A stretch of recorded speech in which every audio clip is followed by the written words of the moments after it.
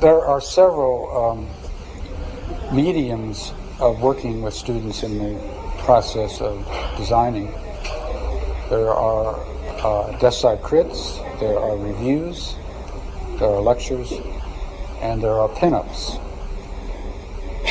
In this studio, every week a piece of the project is due, whether it be a model or a drawing, and we have what we call pinup, when all the students pin up their work and quickly explain what they are doing, and then I and other members of the class try to give comments on what they've seen to try to help to the next step.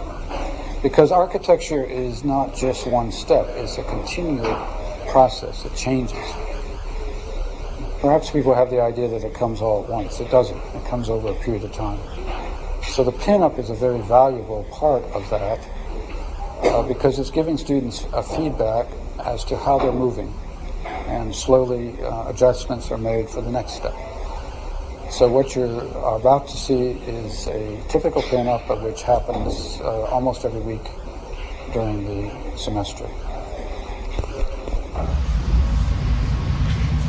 When I first visited the site, I was pretty amazed by the view, obviously, because we're up on the roof. We get to look over all of the north end, and I unfortunately am blocked from Boston. I have a wall. There's a better view. Yeah. Well, there's a wall on the, what side is that? Is that the east? That would be more the east. East side? Yeah. Well, on the east side there's a wall, so I can't see Boston, but I see all of the harbor and the north end. Anyway, that wall is going to act as my entrance.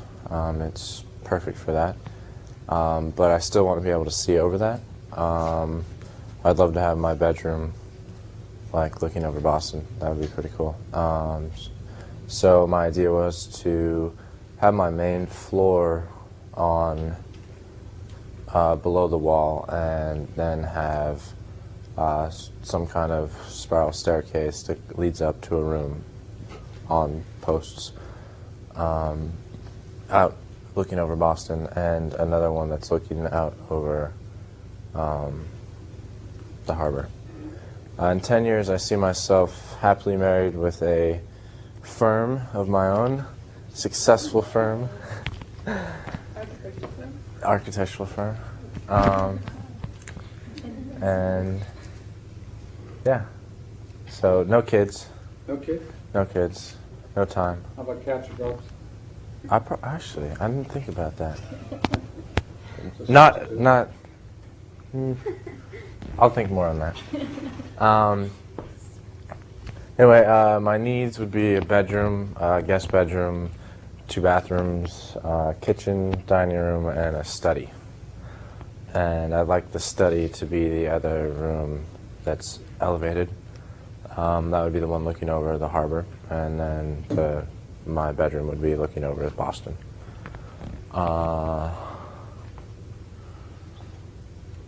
Oh, my site clue. Funny story.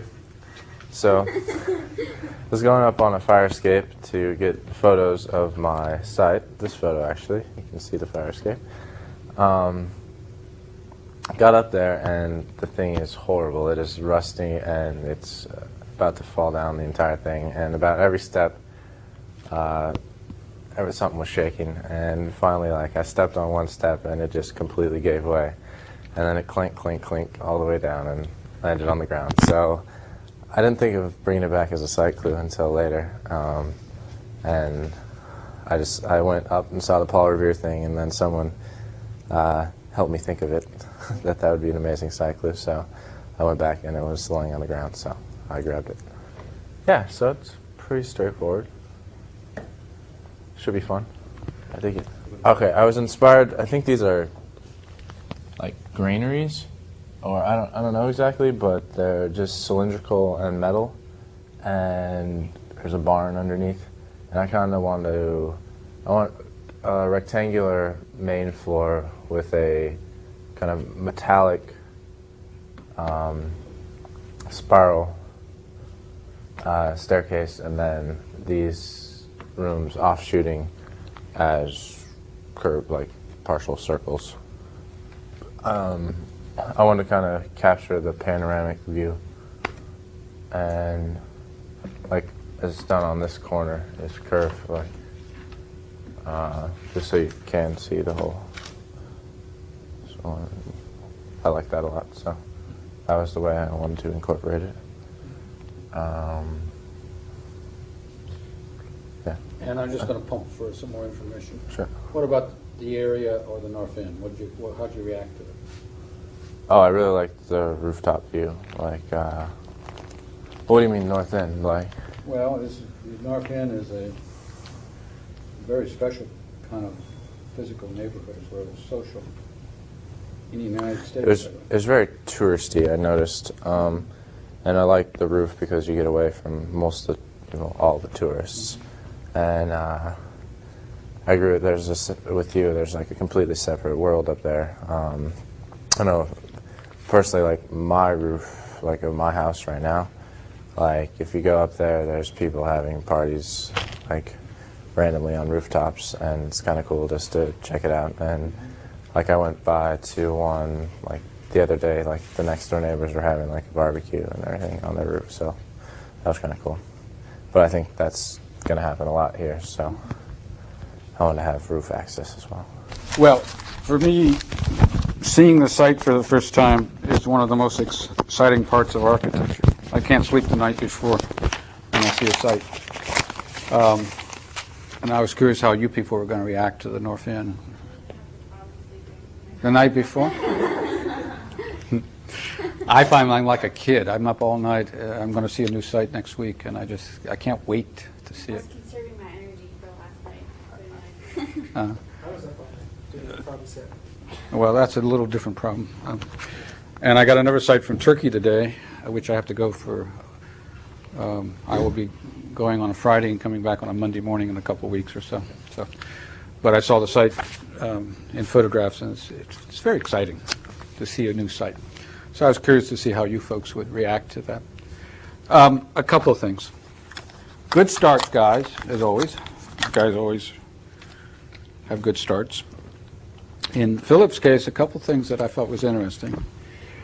He did not tell us that his site is probably one of the most important ones, because where did he go? There he is. He is the busybody or the caretaker of our public site down below. The other thing is immediately jumping to, from the program, no kids or one kid? I can't remember. No kids. Okay. That's good, because you may lose them all up here. Right, that's what this could be. What's quickly very interesting about this sketch from where he is that we have a delicate kind of dance between contextual and non-contextual architecture. That which fits and that which doesn't, which was the case with the last project. It's no different. It's always the case, whether it's a built quarry as we're using this, or a so-called natural quarry as the last one. What I find interesting is that this kind of vocabulary, which we can start to imagine, fits in very much to the roofscapes that we know.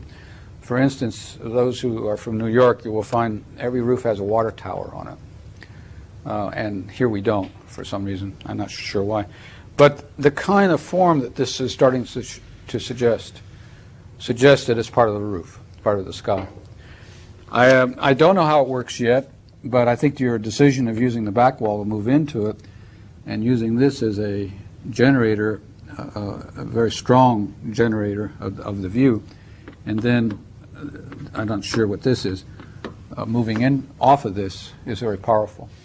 So it's a good start, Philip. What we got to do now is to make this work in plan. I mean, there's no plan there yet. There's ideas.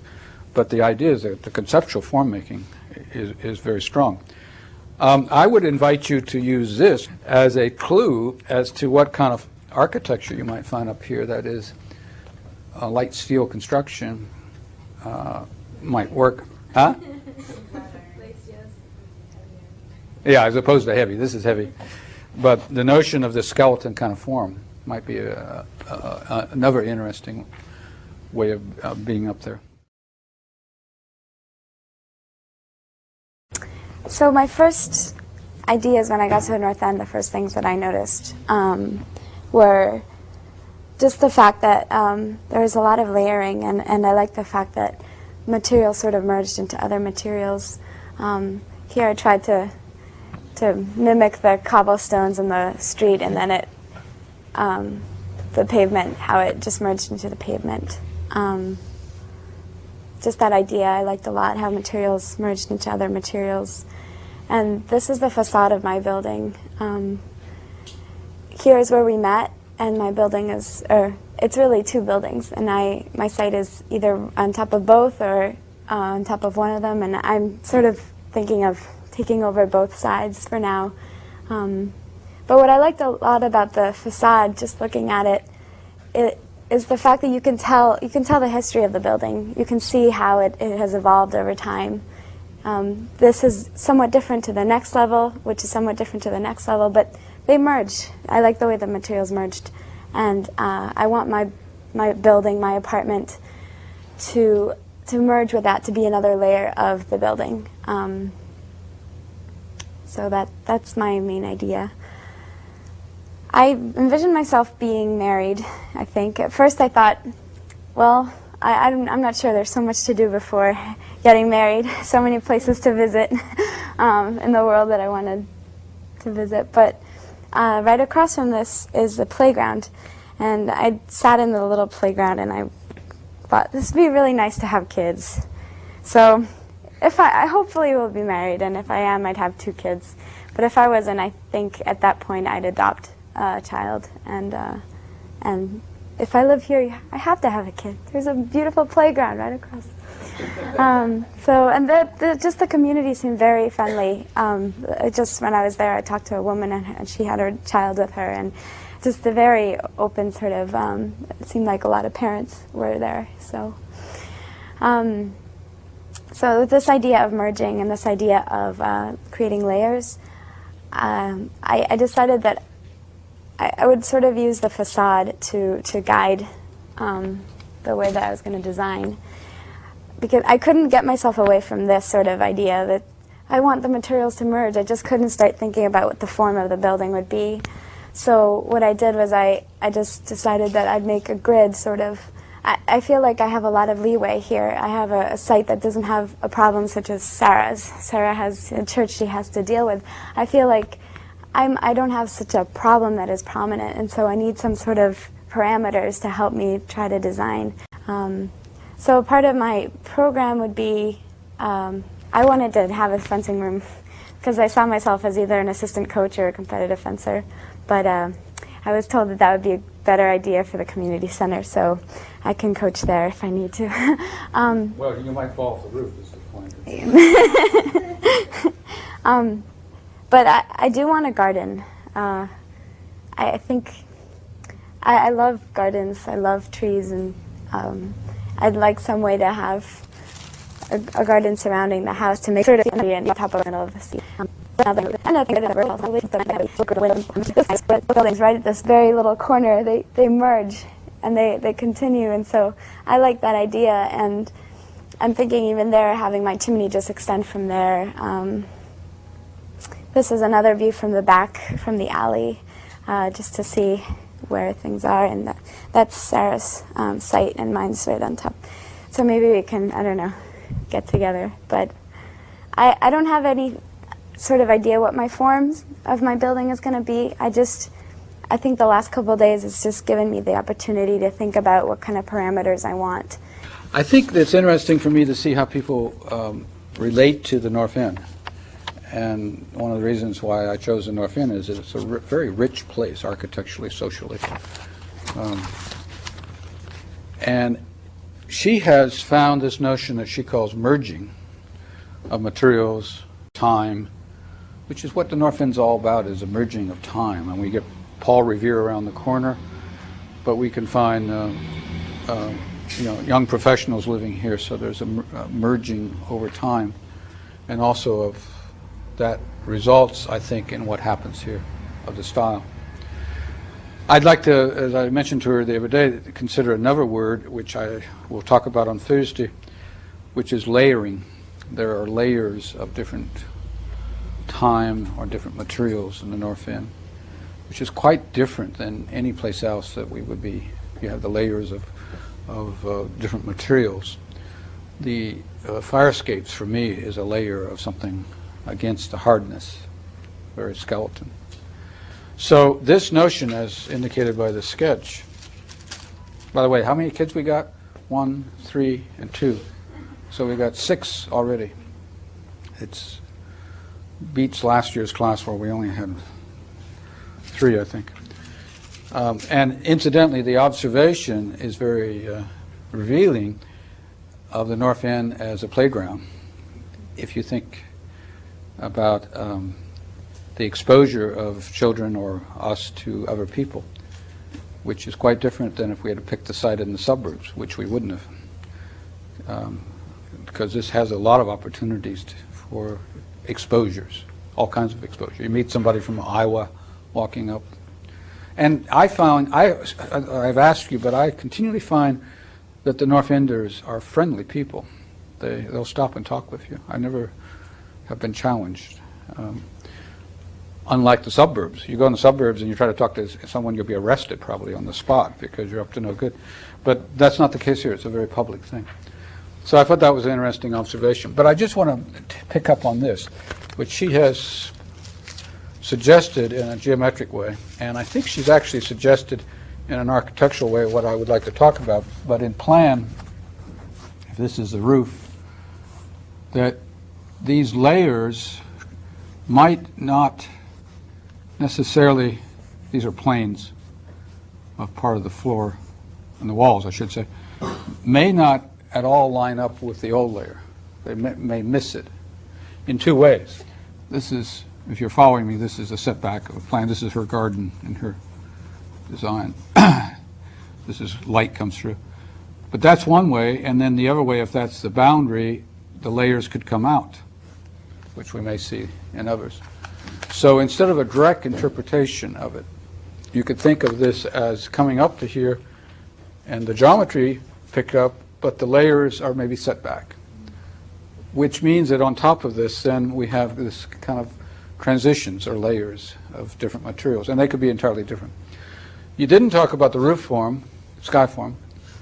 You may need, a cloud floating by or something to think about that. But that quality of this sketch is very powerful on that place. So I think that's a great start.